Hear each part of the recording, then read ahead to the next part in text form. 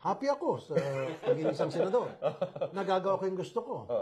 Kasi Monday to Wednesday sa Senado and then Thursday and Friday dito ko sa radyo.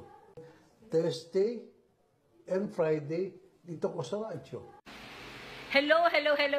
This is Sir Miss A.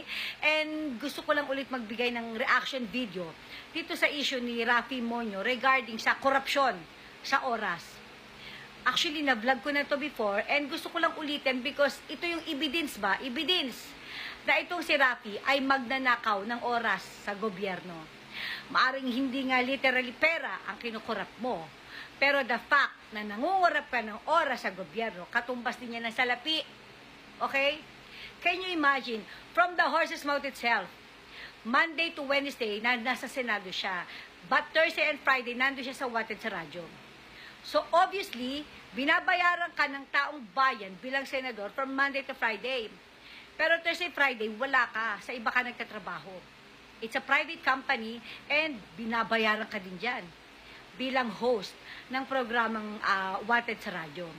Ang mas nakakaloka pa, yung show mo sa Wanted sa radyo, ginagawa namang content ng iyong private foundation na Raffy Monyo in Action na pinagkakakitaan mo na naman.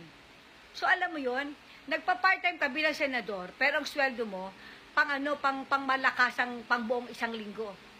Pero 3 araw lang pinapasok mo pero binabayad sa iyo 5 araw. Pero Thursday, Friday, wala ka nga, nandun ka sa Wanted sa radyo. Na obviously may sweldo ka rin doon. Tapos, ang galing mo nga di ba? Tapos yung ginagawa mo sa Wanted sa radyo, kino-content naman ng foundation mo na pinagkakakitaan mo na napakalaking halaga.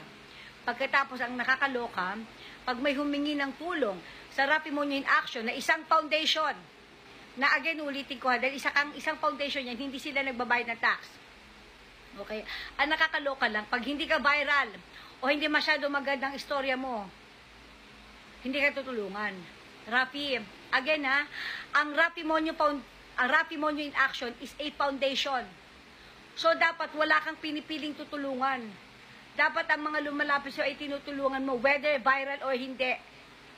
Ang mahirap sa'yo pag celebrity ang bilis-bilis mo palibasa magva-viral. Pero kapag ordinaryong tao at wala ka namang mapapala dahil hindi magandang istorya, hindi mo tutulungan. Raffy, foundation yan.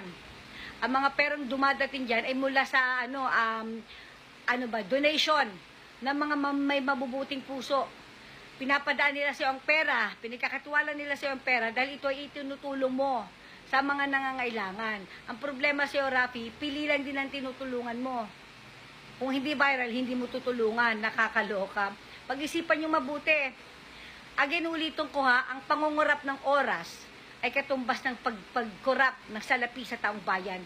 Can you imagine? 5 araw ka bayad, pero 3 araw ka lang pumapasok, nakakaloka. Pag-isipan nyo mabuti yan.